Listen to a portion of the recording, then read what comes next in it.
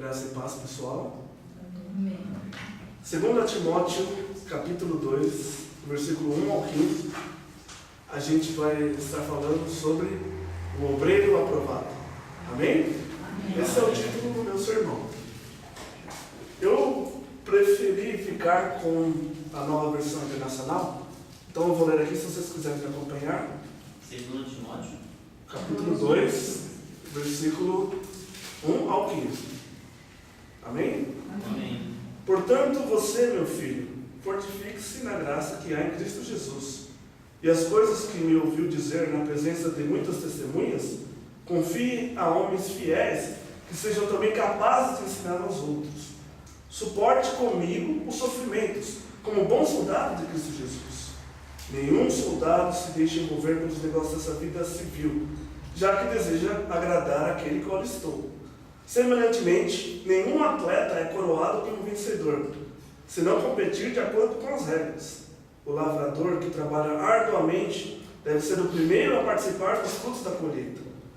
Lembre-se de Jesus Cristo, ressuscitado dos mortos, descendente de Davi, conforme o meu evangelho, pelo qual sofro a ponto de estar preso como criminoso. Contudo, a palavra de Deus não está presa. Por isso, tudo suporto por causa dos eleitos, para que também eles alcancem a salvação que está em Cristo Jesus, com glória eterna. Esta palavra é digna de confiança. Se morrermos com Ele também viveremos. Se perseveramos, com Ele também reinaremos. Se o negamos, Ele nos negará. Se somos infiéis, Ele permanece fiel, pois não pode negar-se a si mesmo. Continue a lembrar essas coisas a todos, advertindo-os solenemente diante de Deus, para que não se envolvam em discussões acerca de palavras. Isso não tem proveito e serve apenas para perverter os ouvintes. Procure apresentar-se a Deus aprovado como obreiro, que não tem do que se envergonhar e que maneja corretamente a palavra da verdade. Amém? Amém. Bom, esse tema eu, conversando com Deus, achei pertinente para o momento, porque a gente está caminhando aqui para a conclusão de mais um seminário teológico, não é isso? A gente vai sair daqui capacitado a levar adiante a obra do reino do Senhor Jesus. Amém? Portanto, cada um de nós aqui escolheu ser o quê? Obreiro. Amém? Então, é interessante isso daqui que eu vou citar para você agora, né? Cada um de nós teve que motivação quando escolheu aprender mais da palavra de Deus? Será que foi atribuir mais conteúdo, mais, vamos dizer assim, conhecimento para o nosso próprio currículo?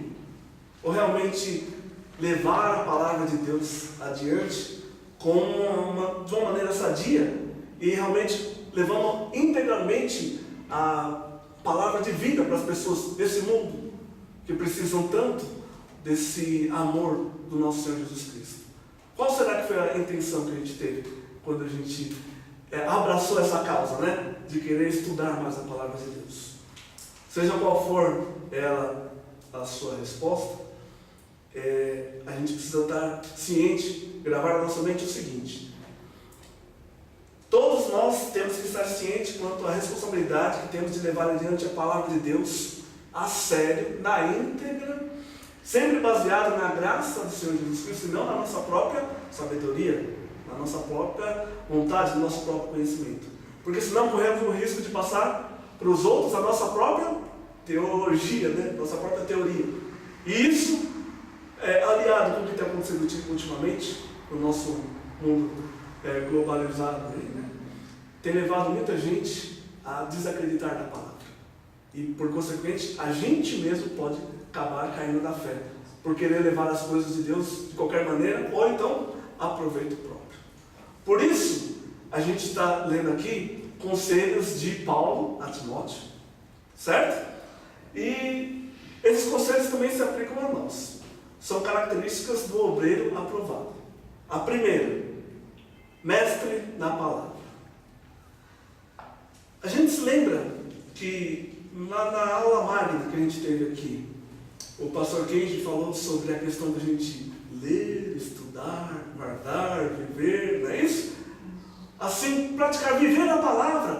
passar adiante aquilo que nos foi ensinado.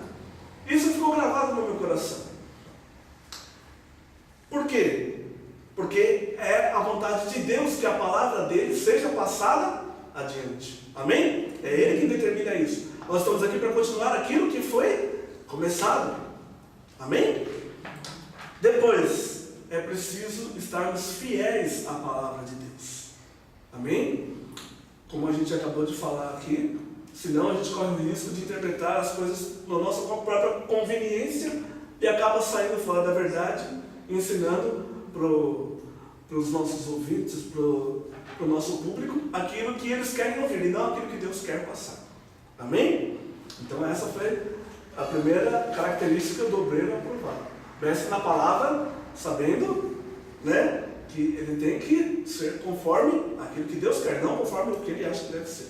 Depois, segunda característica, soldado, que a gente aqui conciliou, soldado, atleta e lavrador, como o Paulo descreve aqui.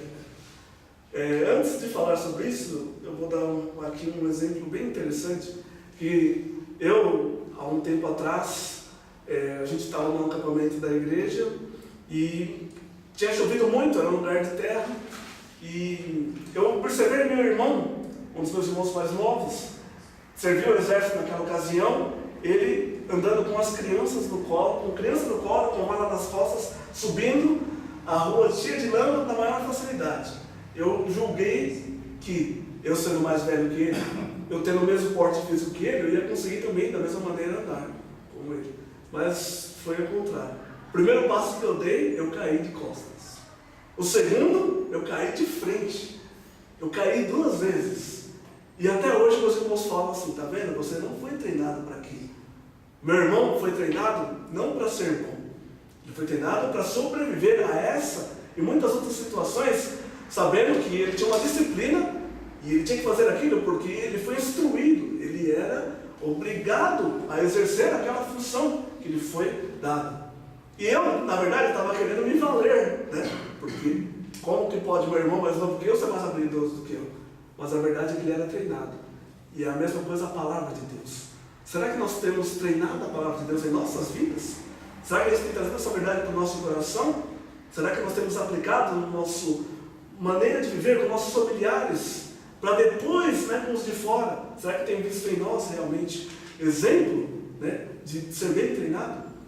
Depois, o atleta, como disse a Eliana aqui, o atleta tem que ser disciplinado, seguir regras, não é verdade?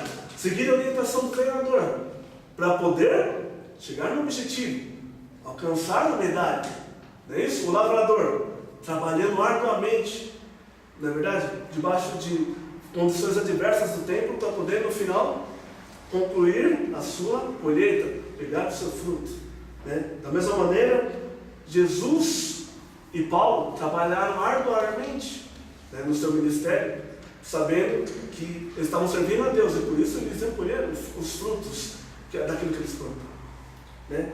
A terceira característica do obreiro diligente: a gente não deve perder tempo em discutir com aqueles que já conhecem da verdade. O nosso papel é de ensinar a verdade, procurar falar a verdade e ponto.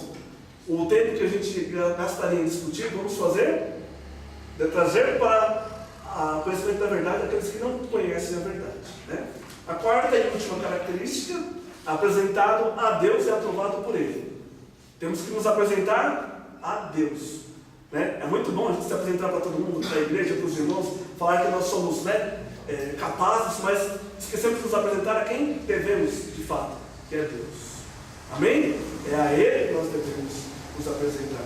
Conclusão: Deus nos tem capacitado para manipular bem a sua palavra, pois quando fazemos com responsabilidade e amor, Ele retribui aquela sensação de dever cumprido, de paz, e por isso nós não temos do que nos envergonhar. Assim estamos sendo provados e aprovados por Ele. Você escolheu seguir essa verdade, portanto, seja um obreiro aprovado por Deus. Amém? É isso aí.